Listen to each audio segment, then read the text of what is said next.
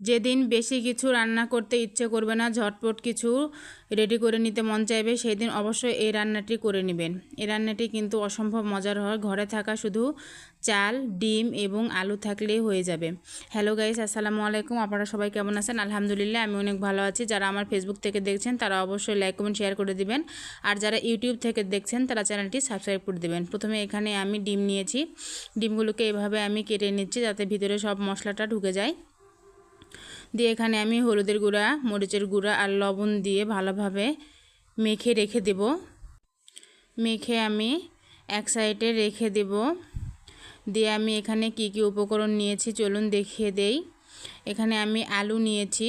এখানে আমি আলু, আজকে এই বিরিয়ানির মধ্যে আমি আলুও দিব।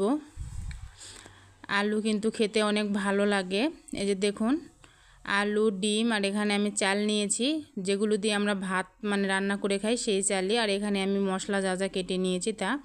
প্রথমে আমি কড়াইয়ে তেল দিয়েছি, তাতে আমি ডিমগুলো ভেজে নিচ্ছি সুন্দর করে। একটু সুন্দর করে ভেজে নেবেন।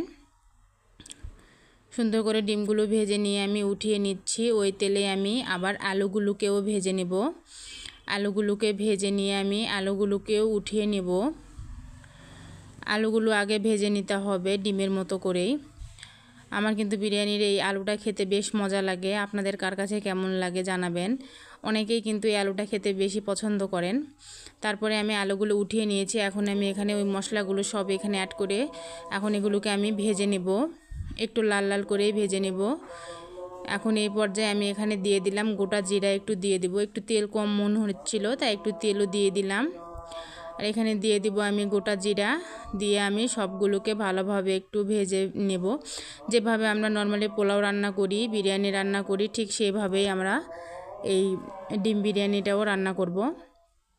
এখানে আমি দিয়ে দিচ্ছি স্বাদমতো লবণ, মরিচের গুঁড়া, হলুদের গুঁড়া সব কিছু দিয়ে আদা রসুন বাটা দিয়ে আমি একটু পানি দিয়ে কষিয়ে নিব। আর ওই পানি দিয়ে কষিয়ে নেওয়ার সময় আমি এখানে আলুগুলোও দিয়ে দিব। যেহেতু আলুগুলো সিদ্ধ হতে সময় লাগবে, এখানে দিলে কি হবে, ভিতরে সব মশলাটা ভালোভাবে ঢুকে যাবে, তখন আলুগুলো খেতে বেশি মজা লাগবে। তাই আমি এখানে আলুগুলোও দিয়ে দেব। দিয়ে আমি এগুলোকে একটু কষিয়ে নিব। তারপরে এখানে আমি চাল দিয়ে ভেজে নেব। আমি জানি না আপনারা কে কে এইভাবে রান্না করে খেয়েছেন, তবে যারা খাননি তারা অবশ্যই আমার এই রেসিপিটি দেখে একবার ট্রাই করে দেখবেন। আপনাদের কাছে অনেক ভালো লাগবে। আমার যখন রান্না করতে মন চায় না, একঘেয়েমি লাগে, তখন আমি এই রেসিপিটা বানিয়ে নেই একটু শর্টকাটেই। এখন আমি চালগুলো দিয়ে একটু ভালোভাবে ভেজে নেব। আর এখানে যে পানিটা দিবেন সেটা অবশ্যই একটু গরম পানি দেওয়ার চেষ্টা করবেন। গরম পানি দিলে পোলাওয়ের স্বাদটা ভালো থাকে। ঠান্ডা পানি দিলে সেটা গরম হতে আরও সময় লাগে, তার থেকে একটু গরম পানি দেওয়ার চেষ্টা করবেন। এই যে দেখুন বন্ধুরা, সুন্দর করে আমার এই যে ভেজে নিয়েছি, কত সুন্দর দেখুন কালার এসেছে, খুব সুন্দর কালার এসেছে। কিন্তু এখন আমি সবগুলো সুন্দরভাবে যেভাবে মিশিয়ে নিচ্ছি।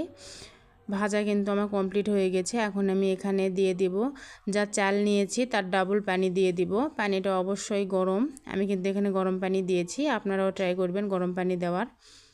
তবে না দিলেও কোনো সমস্যা নেই, একটু হয়তো স্বাদেরই 19-20 হবে তাই। তারপরে এখানে এই যে পানিটা যখন প্রায় একটু শুকিয়ে এসেছে, তখন আমি ডিমগুলো এখানে দিয়ে দিলাম।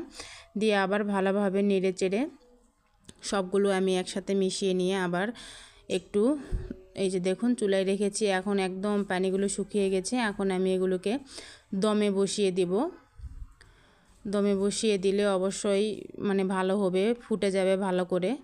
হ্যাঁ, তারপর অবশ্যই যখন এগুলো আমি নামিয়ে নিব তার আগে একটু আমি 1 চামচ ঘি দিয়েছি। আমার কাছে পোলাও রান্না করলে একটু ঘি দিলে খুবই মজা লাগে। আর একটু ঘি দিলে মনে হবে যে একটু রেস্টুরেন্ট ফিল আসতেছে, তখন খেতে আরও বেশি ভালো লাগবে। আপনাদের যদি হাতের কাছে ঘি না থাকে তাহলে দেবেন না, এটা আসলে অপশনাল। আমি দিয়েছি তাই যে আপনাদের দিতে হবে এমন না।